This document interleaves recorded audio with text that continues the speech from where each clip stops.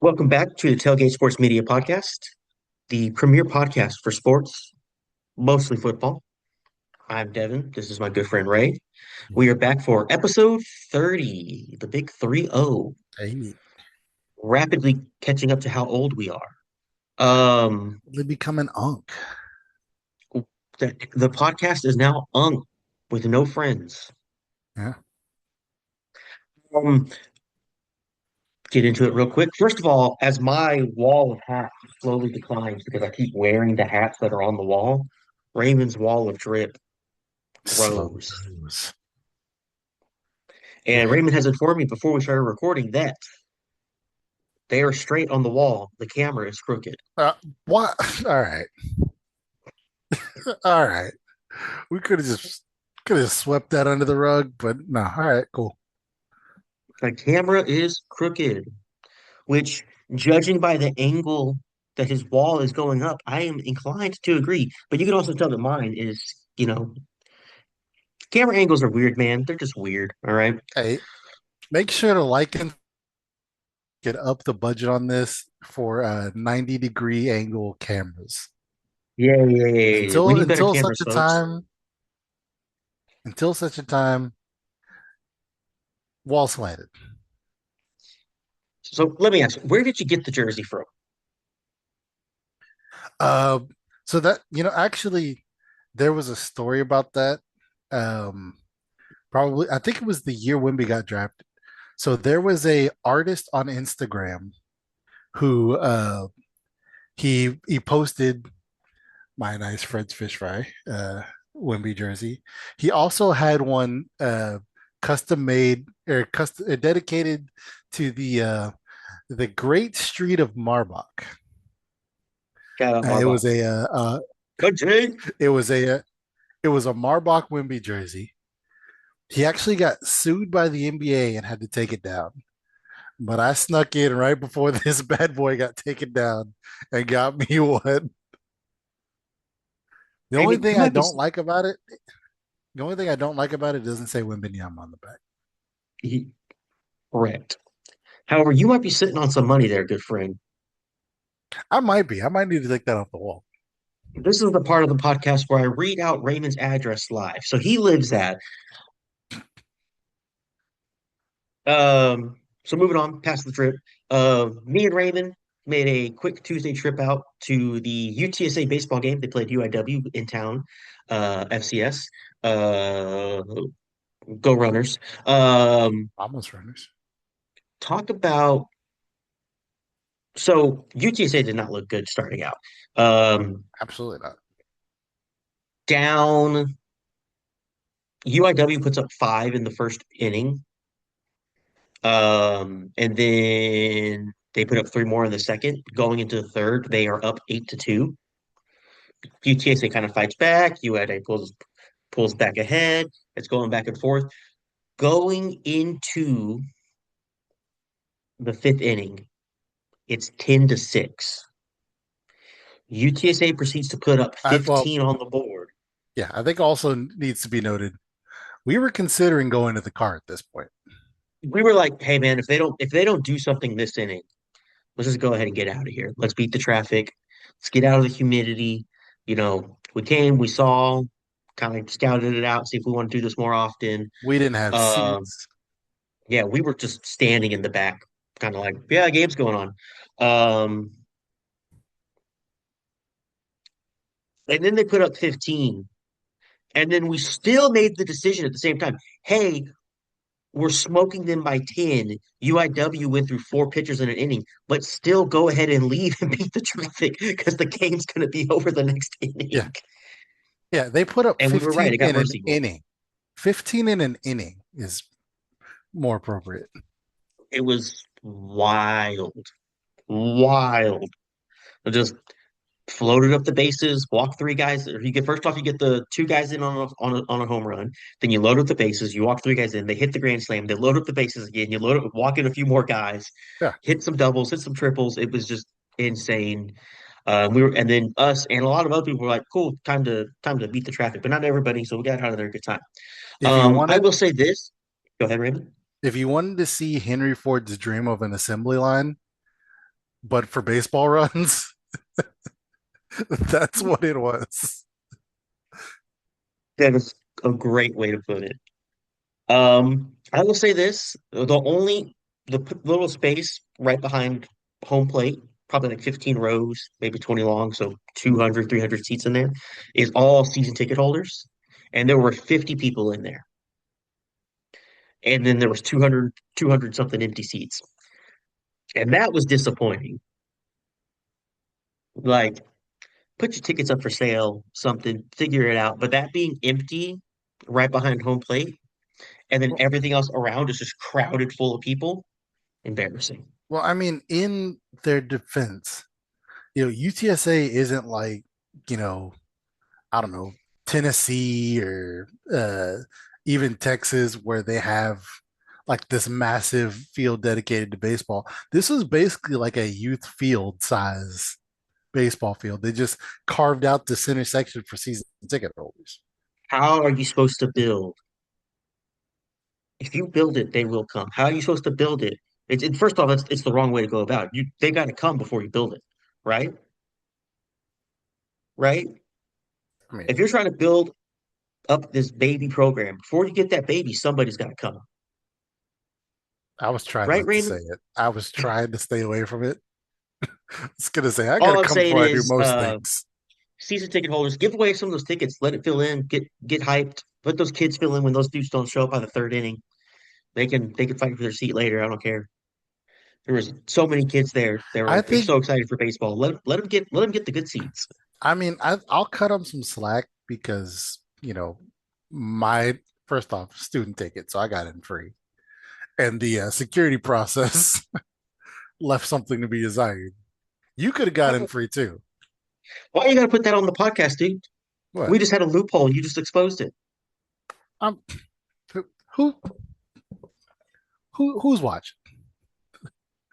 That's You us think at this point. you think UTSA athletics is watching this before There's we can? one guy. There's one guy, and he's just really into the podcast. That one random view we get every week, it's him. Hey, well, in that case, hit me up. Let us know how we're doing, and just chill a little bit. All right, just keep it on the down low. Keep it on the down low, I guys. didn't. I still haven't said what we did or what we could have done. He doesn't know what Exactly. the exploit is. But it's probably pretty easy to figure out. Yeah, sip your drink. Anyways, moving on. No, man. Fun time. I needed my student ID. I needed, two forms of identification just Yeah. to get in. Yeah. Yeah, yeah. Passport, Yeah. I had to take off my shoes. voting Whole nine. record. Yeah. Cool. Oh, and I forgot to bring it up at the top. And I'll bring it up now. Peyton's still not back. But if you do watch next season of Deadliest Catch, you might see him. Um, let's get into sports, right? First thing first, let's get into it. Let's talk NBA playoffs. The Spurs and the Suns have wrapped up their series. They are moving on to the next round. Yes, sir. Um, a lot of the other series are very competitive. Yeah. I see one, two, three, four of the remaining what? Uh actually four of the remaining six series are 3-2. Raptors and Cavs are 2-2. And actually let me look. Um as we record this, let's take a look here. Uh Cleveland just went up 3-2. So that was the only series that was tied. Cleveland just went up 2-2 in game 5, and the Lakers are just starting. They're looking to close out the series in this game right now. They're up 3-1. So Lakers could close out, which they will. I think the Lakers get the win there. Every other series is competitive, and some series are flipped. The Knicks might not go past the first round, which is crazy. Well, the Knicks are leading 3-2. They just won. Who am I thinking of? You are thinking of the Pistons. The Pistons are down 3-2. Pistons, yes. The Pistons versus the Magic. Uh, the Pistons might not make it to the next round. And I'm gonna go ahead and say they're not gonna make the next round because they don't look great. And the other one that is kind of flipping is the Celtics. The Celtics were up 3-0, and now it's 3-2. And Yep. it should be going back to who Yeah, are they playing? and they're Remind me who playing the Celtics are? they're going back to Philly. Correct. They're going back to Philly to play game six. Yeah, So game 5, 113-97 Philly. yeah. So that series could flip pretty hard. Um, and it looks like the Timberwolves, I mean, the Nuggets have been fighting back, but the Timberwolves got a great chance to take out the Nuggets, which, and with the Timberwolves' best player out right now, that could be an interesting series. Yep. Ant-Man is still out, I believe. Yeah. So that will be interesting, especially if they advance sooner rather than later. As a Spurs fan, you almost want them to win, finish it now, hurry up and get to play the Spurs. So that way maybe We he's not there for one game. Yeah, we sneak him a couple games. I will say this because it's probably the first time I sat down and watched an entire Spurs game. The game last night Yeah. versus versus Trailblazers. the Trailblazers. Wimby, who was not this giant offensive force, the defensive player of the year, I was like, okay, no, yeah, that makes sense. Yeah. That absolutely makes sense. That man is a freak of nature. I used to do this thing when I was playing basketball in the street, like just for fun. I would stand in the middle of the paint and just put my hands up and go, I'm as tall as a tree. That was Wimby. Wemby literally as tall as a tree. Yeah. Wimby Wemby could Wimby, kind of half put his hands up and be as tall as a tree. you remember those trees from Lord of the Rings? Yep. That The was Wimby. ends. Yeah, the ends. Wimby was just in on some in shit. Oh man. The AI image I'm going to generate later using that prompt right there Of Wimby as an ant. is going to be spectacular. NBA playoffs, quick catch up. All right. The All right. big news I think from the previous week, the NFL draft. Yeah. Not as prepared for it as we would like. I am applying for a new job. Raymond is a busy man, deep in the hose, and we didn't get to do as much research, but we're still going to talk about it before it's too late. But it ain't here right now. But Raymond's a businessman first, all right? He All right. he, he keeps them away. And you said deep. Like, can someone inform me? Any big draft takeaways? Anything you want to kind of talk about? Um, I mean, slightly biased, but Cowboys conspiring with Philly to screw Pittsburgh. You don't think that's how that happened? I think that was just a savvy move to make. And I think Philly was just the team that was in the because I recall we have traded with Philly before. Yeah, we have. I remember like it within previous years. Recently, we've traded with Philly before. They're not unwilling to trade divisional rival. You get what you want, I'll get what I want. We'll prove it on the field who was smarter. Um, I think that was a great trade. We filled a need. Um, it ended up being like our worst rated draft pick. Um, taking Lawrence there, but some people were saying that's a reach, and a lot of people are like he's the second best edge rusher. He's this. He performed great at the combine. It was a good pickup. Everything else I've seen on the Cowboys draft in general, and also moving back a couple spots, getting the guy you still wanted, but getting two fourth round picks Yeah, after you gave up your two fifth. it's never a bad move. Yeah. Yeah, I think that was a smart move. You got the picks, and then thinking when I've seen all the Cowboys draft grade, it was A, C plus A, lots of A's after that. So those two fourth round picks you got were A's. So tie that in with the trade you made, and all of a sudden it looks great. Yeah. So Cowboys surprisingly good draft. I'm very happy that went. We did very little on the offense. The offense was great last year. The offense doesn't need a lot of improvements, if any. The defense is what needs all the help. A semi-confident defense, and we're playing for a Super Bowl Yep. almost. You know, you got to prove it on the field in one game, but you're in the running, right? Um, the Jets and the Browns had really, really good drafts. I will put this out here. It does not matter how good the Jets and the Browns draft is if they are a poverty franchise and they continuously fumble the development of players Well, and lead and talent and all that stuff. Doesn't matter how good your draft is if you can't develop the players into NFL players. at the core of my fantasy football play is the strategy of start whoever's playing the Jets. Honestly, not a bad strategy. Not a bad strategy at all. Um, I mean, if you want to talk a little drama, we could talk about Ty Simpson to the Rams. that's what I was gonna pick up. A lot of people are like, this is crazy. How the whoa, did you get to this point? I didn't hate it as much as a lot of other people did. The big takeaway I got with people that hated it was, what are you going to take now that's going to help you? Because you're right on the cusp of a Super Bowl. You were the second best team. You were better than the Patriots, right? Mhm. You were the second best team. The Seahawks have dropped. They lost a lot of talent.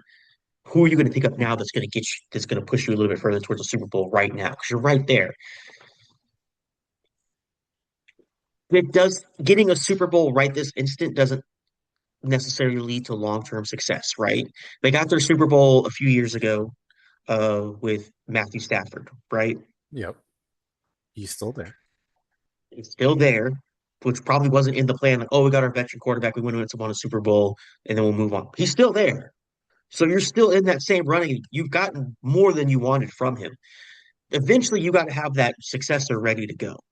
And great quarterback that can come in and learn an NFL system. If he's got the fundamentals, the size, the physicality, the measurables and stuff like that to be an NFL quarterback, if he can come in and learn that system behind a great vet for a while, he's got all the chances in the world to succeed and carry that program, I'm not saying program, that team into the future. So if you got a free draft pick, which is what this essentially was, set yourself up for the future. Do it. Get whatever you can. Yeah, It's a different situation from the Cowboys, where the Cowboys defense is so bad, any college star could essentially be an improvement. yeah, I agree. Especially me, who's you know talking about quarterbacks need to come in the league and learn behind an established starter instead of being thrust straight into the starting position. I don't see it. Yeah, I don't see it as a bad pick. I do think that there were probably better picks out there for him. But I mean, I guess it just speaks to how they feel about their team. It's like, hey, we don't need to add any more pieces to win now. Let's just invest in the future. right. The Honestly, that's how I feel. I think you've kind of nailed that. They already got they had some secondary issues. They picked up a couple guys. You've covered basically your main issue. Just keep preparing yourself. the only thing I Um, don't like about it now is the drama behind whether or not Sean McVay was excited about it or not. Honestly, you're not wrong.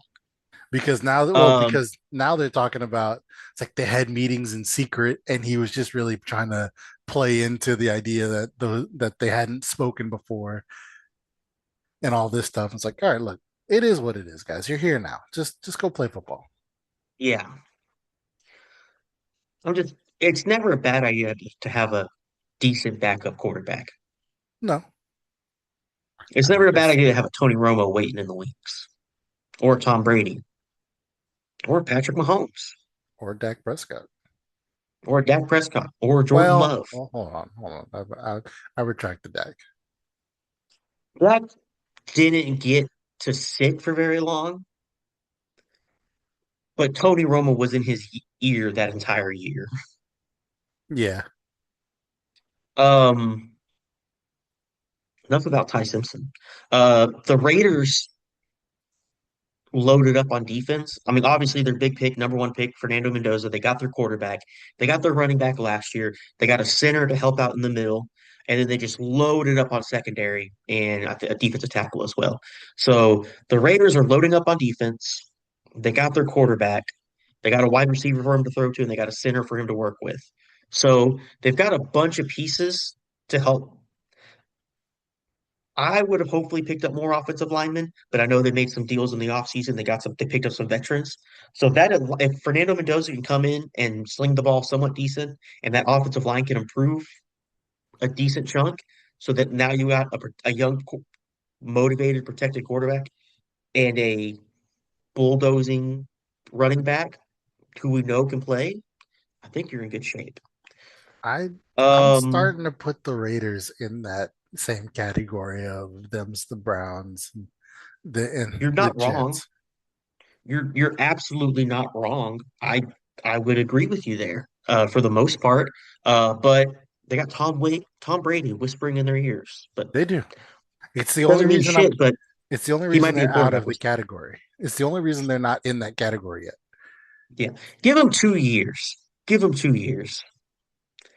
Um, what about some draft letdowns? Anybody who you just thought just was like, hey, Our boy from UTSA, Henry Jr. He didn't get drafted. I know he ended up signing a UDFA Yeah, as a yeah, UDFA, he but he did. I didn't expect him to go very high. He they weren't very high on him on the combine. I hope he can prove himself. I hope he goes and does something. Uh, Even worst case scenario, if he's making the final roster as a backup for the next 3 or 4 years, he's going to live a good life if he's smart with that money. Oh, I mean, he can also tear up the UFL. Brother, I would not be mad, but go get a paycheck first, and then you do the UFL for fun. Yeah, you're right. Also, another person who got a undrafted contract, Diego Pavia. There you go. And that's a good. Honestly, though, that one That is one, short. yeah. Bro is my height. Bro is like half an inch taller than me. Hey, wait a minute. Might be selling himself on the dream. You saying I'm making a comeback? Yeah, Well, I'm never going to go try out for quarterback. I will be a kicker, though. I'm going to be the okay. greatest UTSA 34-year-old kicker of all time. Give myself a year and a half to figure it out. Yeah, Um, yeah, I'm not surprised he fell. He's got a bad attitude. He thinks he's hot shit.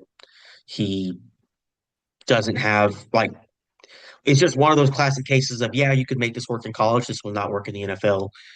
You get hit a couple times and you're done.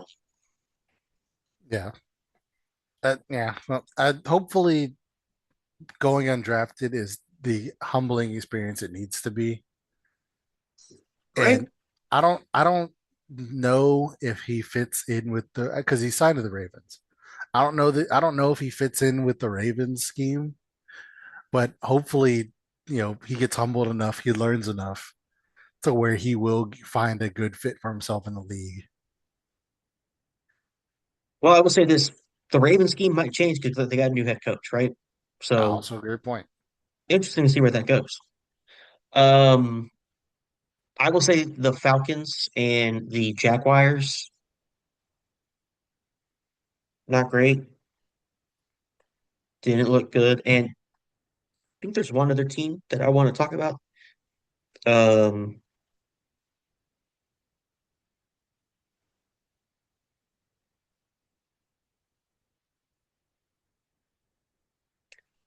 what did we pick up here? Let me see.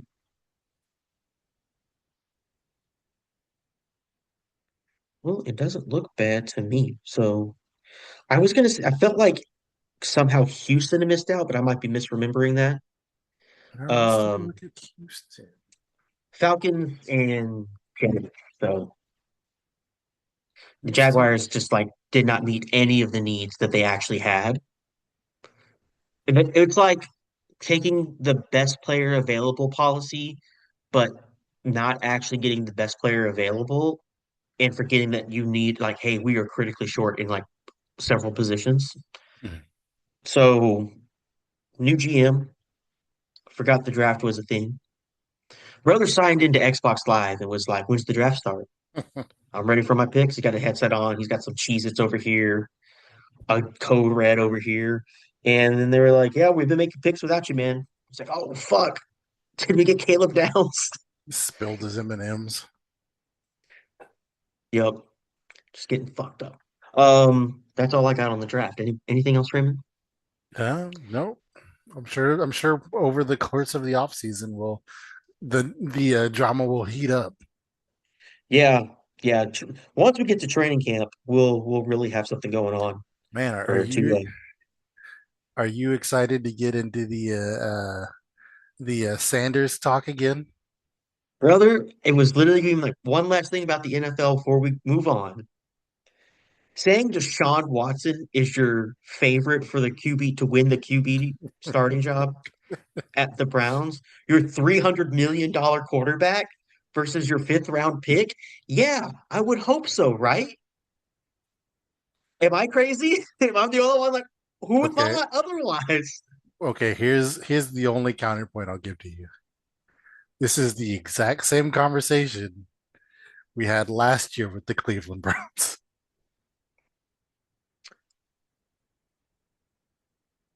where we said good old Joe Flacco and their first round pick were the obvious picks over your fourth rounder.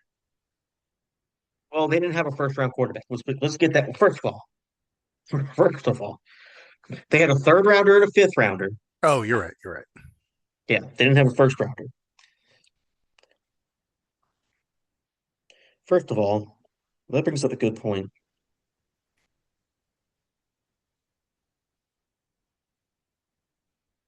Is Dylan Gabriel still on the team? They didn't trade him out anywhere? Dylan Gabriel is still there. Damn. Dylan Gabriel, 2 inches taller than Diego Pavia. Damn. Crazy. Yeah, no, you would assume Deshaun Watson's healthy, he's getting the freaking job. Doesn't mean he's going to play good, but you would Yeah. assume. They're saying he's been playing lights out, but we'll see. Well, Moving on, you know what it is.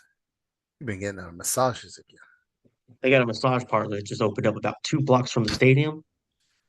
Oh, He's got some tense he's been shoulders, rubbing his hands like Birdman before every practice. brother. He knows as soon as he gets like 15 completions in a row, he can get out of there and get to the parlor. So he's just lighting it up. Is it 15? He's over there like we're up by 10 with 3 minutes left. Looks over at coach. Get tense. Better go get this work done. Better Yeah. get beat all the traffic. Oh, you want me to do 2 minute drill? If I throw a touchdown on first and 10, 2 minute drill's over. Oh Lord, hell, we're going to hell. No, we're not. We're gonna burn That is for that what we is talk about. that is not a burnable offense. The man was in them I'm gonna parlors. disagree, but I'm gonna move on. The man was in them parlors acting wild. That's not a burnable offense. I here and I think that here's the disconnect, Raymond. And maybe we shouldn't talk about this on the podcast, but he wasn't just acting wild. There were victims. There were victims, Raymond. It wasn't a consensual thing. I was sugarcoating it, which is why I Yeah, could. but you can't be like, it's not a burnable offense. He was just getting wild. No, it's not a burnable offense for us to talk Hitler got about. wild in the No, no, no, 40s, brother. no, no, Come no. You on. you misunderstand. It's not a burnable offense for us. We're not going to hell for talking shit about it. That's what I'm saying. Look, man, it's too late, man. We're there. We're moving He on to the UFL before we get demonetized. he Not that did. we're making any money, Yeah, you're right. but before we get there. Definitely not. We're definitely not getting paid by Johnson and Johnson at this rate. UFL week 5. This was a big week. You're at our halfway point of the season. We'll jump right into it. Game 1, Friday night. Defenders go to Birmingham and spank the Stallions. Defenders move to 4-1. The Stallions fall to 1-4. A very clear case of a team that is going to be in the playoffs and a team that is not going to be in the playoffs. Yeah, Any disagreements there? absolutely not. Absolutely not. Saturday game or Saturday night game. We got the Battlehawks travel to Orlando to play the Storm, and the Storm lose for the first time all year. Battlehawks were looking great going into the half. I believe they were up 18-3 or 18-0. They come out and they score real quick starting in the second half, and then the Storm start fighting back. They get the ball in the fourth quarter down 14-25. They get it in the fourth quarter about 8 minutes. And this loss is entirely on that Storm offense who was moving the ball. They could have won this game. They had no sense of urgency whatsoever. It was embarrassing to watch. And the worst part about it is you're listening to the coaches talk to the players, and they're like, hey, we got to get a move on. We got to get a move on. We got to go, go, go, go. And these guys are taking the time, lollygagging up. Oh, let's do this. Oh, check here, check this, blah, blah. Brother, you got to go. Yeah, and I mean, They took over 6 minutes off the clock and kicked the field goal. yeah, and I mean this goes to what I was talking about last week. This was the Storm's first real challenge against a championship caliber team, and they showed they weren't ready. I mean, yeah, and it's not a talent issue. It's literally like a motivation thing. All It's you gotta do is go, yeah, a dude. discipline issue. It's like, hey, man. So crazy to think about it. So the Battlehawks are up to 3-2. The Battlehawks are in a position for a playoff run. The Storm fall to 4-1. They're still in great shape. But if that's the product you're going to bring when you get into close situations, brother, you're cooked. You Yeah, got to figure it out. You might still make the playoffs, but you ain't going very far. I mean, all right. And there's only two playoff games, so I yeah, mean, you're double cooked. yeah, sounds like your semifinal food. Yes, yeah, you're going to be a light warm up for someone going to the championship. You that I like You, the Storm. I want the Storm to yeah, succeed, but that to be successful, that's the word I'm going to use there there because you go. I fuck up my words. Um, yeah, that sense of urgency on that. People are like, oh, it was a great game. I didn't see anybody talking about how slow they were moving that drive. That was ridiculous. Um, moving on. Yep. Uh, you got the Aviators traveling to Houston, and the Gamblers get the dub. I want to act. I want. I want to act a fool on this, but it is the toilet bowl. I'm glad you were there and you were honest about it. I want. I want to be. Let's go gamblers, but it's the toilet bowl. Yeah, toilet bowl. I think both of these teams are out. Um, it's just not great. Gotta do something. Crowd's not great. Don't know what else to say about that one. Not fun. They got to figure something out else going on. I mean, they might win a couple of sneak a couple wins here and there, but I'm already counting these guys out. I think it's pretty much a lock that they're not going to I go. They just don't I have think it's safe. the I mean, firepower. they would have to. Let's see. We have 5 weeks left. Gamblers would probably have to win out to come close to championship. I Aviators think the definitely. Aviators have it worse because I think the Aviators are 1-4 now. They are. They're 1-4. Aviators would definitely have to win out to be championship. Gamblers would too, probably most Yeah, likely. yeah. It's not like a. I think it was 2023 when Bob Stoops was there. Maybe it might have been sooner. I don't remember. Um, Situation where you can just make it into the playoffs at 4-6 and then somehow win it all, end up at 6-6 national champion. Um, it's not going to be like that. There's too much No. going on up top for a team to sneak in like that. On Especially now and that they're not doing divisions, it's just the best four teams. yeah, and even just looking at this week, I see no world where the Gamblers defeat the Defenders. Oh, 100%. The Defenders are the number one team right now, Yeah. for sure. I do have a new number two team though, Oh. and they played this last game where the Oh, Kings traveled really? to Arlington and played the Renegades, and the Kings smoked them. Smoked them. Okay. Well, then I have a Kings question for win. you. Oh, Okay. go ahead. Go ahead. Finish. Then I have a question. Kings win 47-25. Offensively, if you look at the offensive stats, it's neck and neck. They played the exact same offensive game, except for this one little stat where the Louisville Kings had zero turnovers and the Renegades had four, including a Okay. pick six And then the very next play, they threw another interception to our boy Corey Mayfield Jr. Well, Um, I think you answered the question. I was gonna say, do you think this is a Kings win or a Renegades loss? it's a little bit of both. The Kings finally have that momentum they wanted. They got that. They figured it out. They got everything put together. It's kind of starting to click. The Renegades are coming down hard.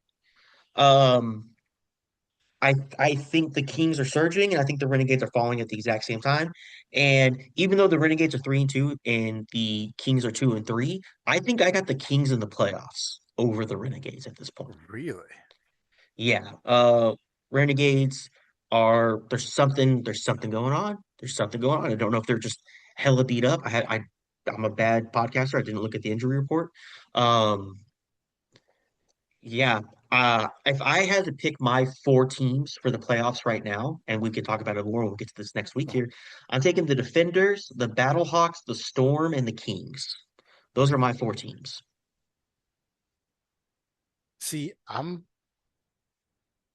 don't know if I have based off of this week, I don't know if I have the Storm in.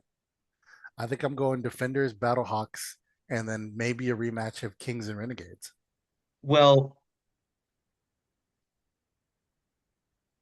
let me see, because I can make a point on this. Well, Because they're losing that game. what I see happening is I think we're gonna get into the back half of the season and the Storm are gonna start playing those championship contenders and they're gonna show that they're not really real. I think they're good. I think they're leading the bottom half of the league.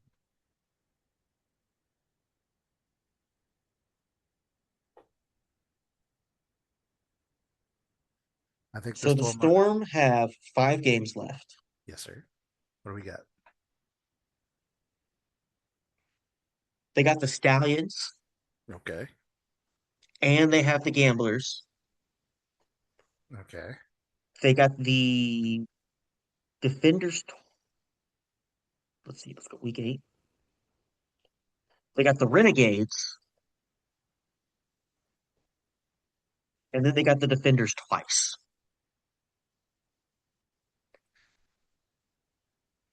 I think they can beat the Gamblers. They can beat the Stallions, and they can beat the Renegades. Those are three teams they can beat. They end the season 7-3. That's a playoff record to me. I think so. See, I might give I I might give the Renegades the edge, and but they still end up 6-4, I think.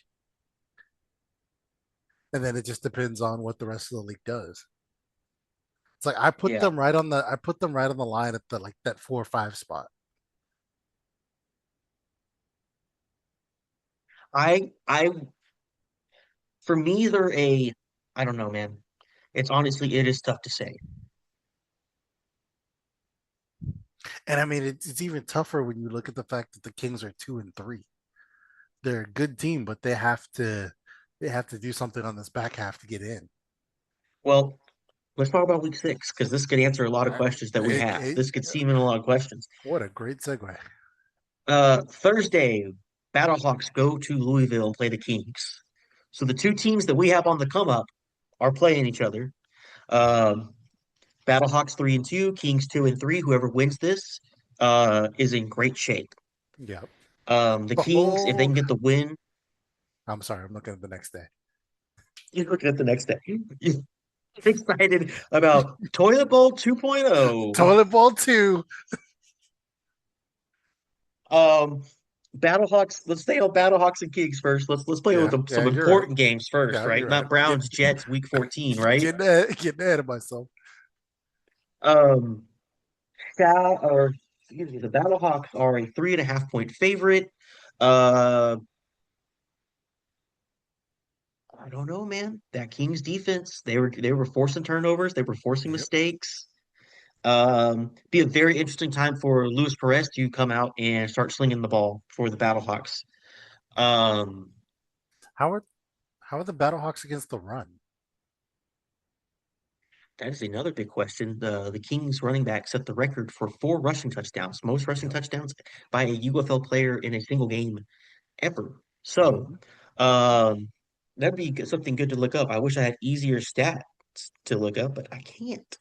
Yep. It's Well, harder to find these stats than you would think.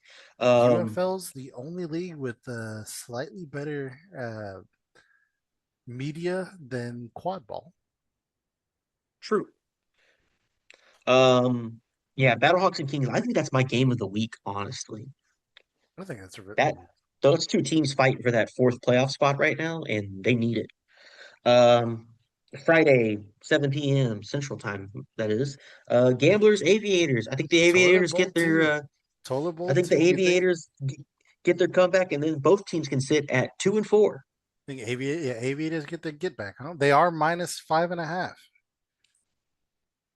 I would agree with that assessment. You know what? Ain't no, ain't no stakes in the toilet bowl. I'm sticking with my gamblers. Ain't no All right, and how stakes. much money are you putting on it? I'll put $1 on the dash. Saturday. Saturday, Renegades at the Defenders. If it was maybe the other way around, I would say something. But even then, I don't think it'd make much of a difference because there's not much of a Yeah, home crowd in Arlington right now. So Renegades 3-2, travel to the Defenders 4-1, the number one yeah. team in the league right now. Um, DC is a 3-point favorite unless the Renegades get moving again. Even If still, they don't throw it's four, the if they don't have defenders. 4 turnovers, they got a shot. Even still, it's the defenders. I don't. The defenders seem pretty well locked down. Yeah, I think at this point the defenders are going to be a favorite in every game they play. Mhm. I still think they lose one game. I still do think they just drop one somewhere along the way. Yeah, I think they're a favorite in pretty much I, every game they play. do they play the Battlehawks again this year? No, they've already played them twice. They lost. That's their one loss was to the Battlehawks, and then when they played them again, they Yeah. split the series. Well, I was gonna say if they lose to somebody, it was gonna be the Battlehawks again. But I mean, it may be the Storm, depending Maybe on them what too. maybe depending on what version of the Storm shows up, it could be them. Yeah. Speaking of the Storm, Sunday game, we got the Stallions at the Storm. I think the Storm handle the Stallions in Orlando. I think so as well. Orlando's a 6-point favorite, which is the biggest margin for any team. Um, Orlando's had pretty decent crowds, and they just beat them a couple weeks ago, 16-0, and that was in Birmingham. So Storm look like they're going to be moving to 5-1. Defenders have a good chance of moving to 5-1. Um, at that point, you're out of the losing season, and you control your destiny at that point, right? Yeah, So there is week 6. That's what we're looking at. I can't make a pick on Kings Battlehawks. That's going to be a good game. That's got to be game of the week. Uh, might have to figure out a way to get out of the work figure out that one. Gamblers, Aviators, take the Aviators. Renegades, oh damn, Defenders, I'm taking the Defenders. And gonna then be at work. Stallion, Storm, I'm taking the Storm. I just realized I'm gonna be at work in that one too. Damn. Yeah. Uh. Oh wait, maybe not. Gonna have to look at my schedule. Uh. I need you to figure this out on your own time, Raymond. Yeah. Yeah. You're right. You're right. I All don't right. know. We're going to wrap this up quick because I can hear the thunder rolling in. And if you know anything about South Texas power, it don't got to be even raining yet for you to lose power. So I'm going to call this. Okay. This is episode 30. We talked the NBA playoffs, we talked the UFL, we talked some of our thoughts about the draft, and we talked about that UTSA baseball smackdown. Yep. Um, guys, thank you guys so much for being here. Please like, comment, subscribe, all that stuff. Follow us on our social media. We got Facebook, we got YouTube, and if Peyton were here, we'd probably have a Spotify and Instagram. Get us on Instagram. Um, thank you much for being here. I'm Devin. This is my good friend Ray. This is episode 30, and we will see you guys next time. Peace.